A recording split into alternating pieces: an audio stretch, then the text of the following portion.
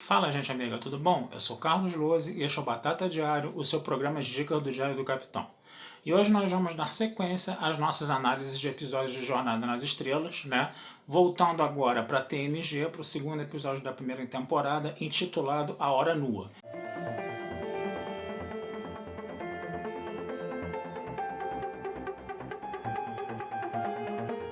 Esse episódio tem o mesmo nome do quarto episódio da primeira temporada de TOS, tá? E trabalha um tema semelhante, né?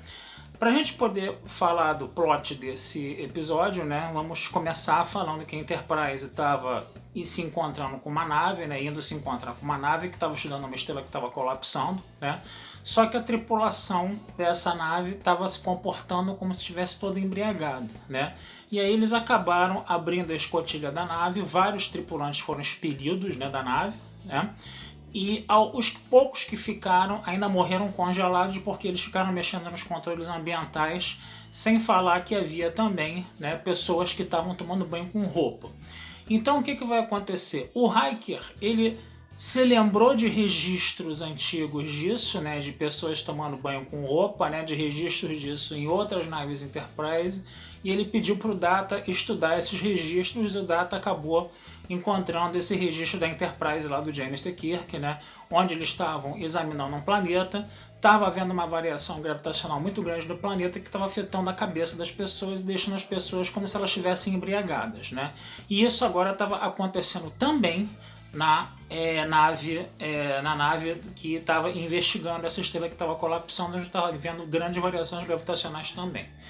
Isso acabou se alastrando como uma doença dentro da Enterprise, as pessoas começaram a ficar com muito calor, as pessoas começaram a se comportar de forma agressiva, se comportar de forma embriagada, né? Mas havia um antídoto, né, que a Enterprise clássica tinha conseguido gerar, né? A tripulação da Enterprise clássica, né, provavelmente o Dr. McCoy, né, tinha conseguido gerar ali no caso, né? E aí o que vai acontecer? A Doutora Crusher vai tentar produzir esse antídoto, só que ela tem dificuldades, né? No primeiro momento esse antídoto não funciona muito bem e ela precisa reestudar a amostra, né?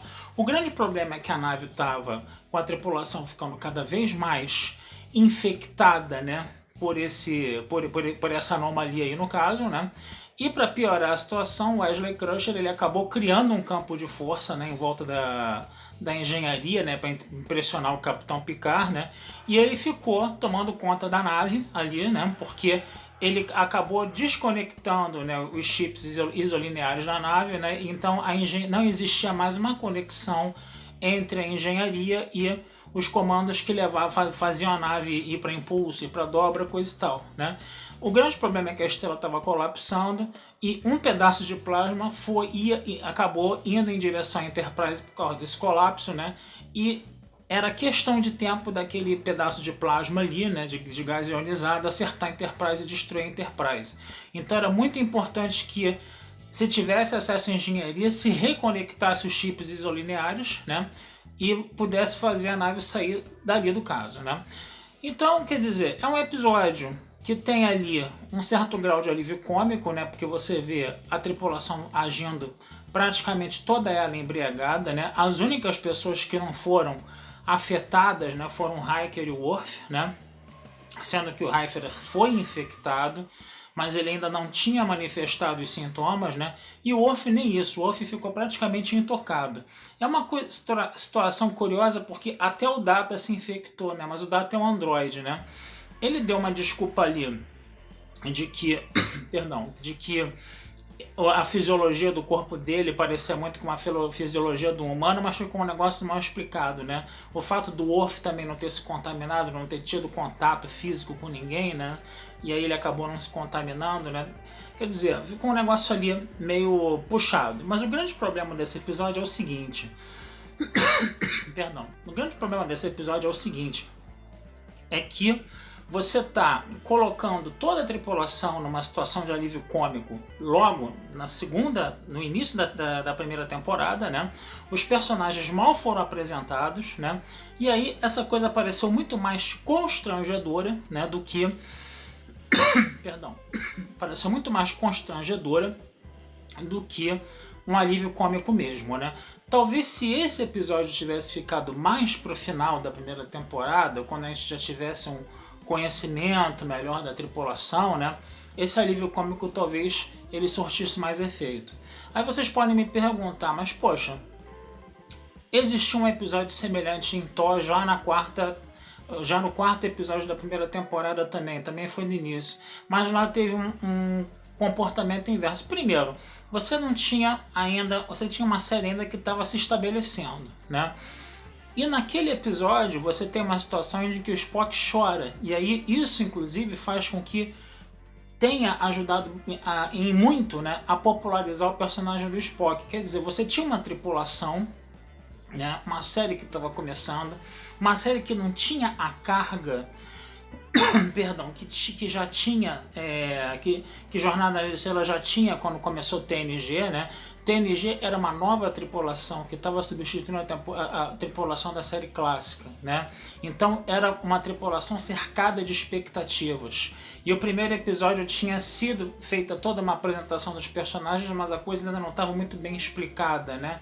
Então você tinha um Picard muito rabugento, que ficou muito bobalhão nesse episódio. Você tinha a Beverly Crusher, que tinha toda aquela situação, todo aquele passado com o Picard e com o marido dela, que ainda não estava muito bem explicado. E no segundo episódio, quando a Beverly Crusher está se comportando como se estivesse bêbada, ela está parecendo que é uma mulher que está com uma carência afetiva de homem muito grande. Ficou mal, ficou estranho, né? A coisa mal terminada também do Riker e da Troi também, aí a Troi também se comporta daquela forma, né, também, como se ela tivesse também muito vulnerável ao passado dos dois ali. A coisa também da Tasha Yar, né, acabar levando Data lá para rolar uma parada lá com o Data lá, né. Quer dizer, pro Data foi até legal, né, porque o Data ele tá ali, né, como um androide que ainda tá conhecendo os comportamentos humanos e foi mais uma experiência humana para ele no caso ali, né. E ele acabou também servindo ali como uma espécie de alívio cômico também, né? Mas pro Data esse alívio cômico até que caiu bem, até pelo fato dele ser um androide que ainda está aprendendo com os humanos, então esse alívio cômico caiu bem para ele.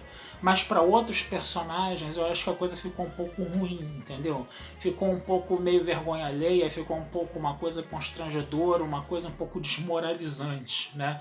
Principalmente para Beverly Crusher, principalmente para Inzadi, e principalmente para o Wesley Crusher. A impressão que dá quando eu vi esse episódio é que toda aquela, como é que a gente pode falar, aquela cisma em cima do Wesley Crusher pode ter crescido muito com esse episódio aí, porque ali ele se comportou como um gêniozinho, né? Aquele gêniozinho que resolve tudo, né? Mas também é um moleque travesso. Ele estava sob efeito lá da infecção lá, ele estava, né? Mas pegou muito mal para ele se comportar daquela forma, entendeu? Como se fosse um moleque sem limites, coisa e tal ali, né? E ficou um negócio, e de repente a nave depender dele, né? Ele acaba, né, salvando a nave com as engenhocas eletrônicas dele lá de trabalho de ciências de escola, entendeu? Ele acaba salvando a nave, né? Então quer dizer, mas ele salva a nave depois dele ter criado uma situação que botou a nave em perigo, né? Então quer dizer, foi um tiro ali que não ficou muito legal, sabe? Eu acho que pro contexto esse episódio não caiu muito bem. Você colocar essa situação toda logo no início da série. Talvez para TNG, se esse fosse um dos últimos episódios da primeira temporada, talvez caísse melhor. Quando a gente já tivesse um conhecimento um pouco mais desenvolvido dos personagens, quando a gente tivesse um grau de intimismo com os personagens, entendeu? Mas ali no início, bem no início mesmo, já ser logo o primeiro episódio depois do episódio piloto para falar o quê? Não, a gente tá resgatando o espírito de TOS, a gente está fazendo uma referência a TOS, coisa e tal, né? Mas talvez isso tivesse sido melhor colocado se ficasse mais pro final, né, da série, né? Perdão, pro final da temporada no caso, tá? Então essa é a minha impressão de hoje desse episódio. Um episódio que faz uma homenagem a TOS, é uma ideia boa, não vou dizer que é uma ideia ruim, é uma ideia boa fazer essa homenagem, mas talvez essa homenagem ficasse melhor se ela caísse mais lá pra frente na temporada. Até porque já tinha sido feita uma homenagem a TOS no episódio piloto quando você coloca o Dr. McCoy velhinho ali conversando com o Data, né? Então não precisava colocar imediatamente essa referência a TOS, né? Já depois do episódio piloto, né? Poderia colocar isso um pouco mais pra frente, no caso, tá certo? Então é isso aí, gente. Essa é a minha impressão do episódio hoje, tá? Vou ficando por aqui, desejando vida longa e próspera. Deem uma olhadinha lá na Batata Espacial, que eu vou colocar uma resenha desse episódio lá também, tá? E não deixem, né, de curtir, compartilhar, comentar e se inscrever no Diário do Capitão, né? Para vocês poderem sempre saber o que está sendo feito no canal, tá? Os vídeos do Thiago, as lives, o programa de rádio dele, né? Meus vídeos daqui, do que está analisando agora mais os episódios de Jornada nas Estrelas, tá? E fiquem sempre com a gente aí, né? E fiquem em contato com a gente, que essa interação de vocês com a gente sempre é muito bem-vinda, tá? Um abração, fui, até a próxima.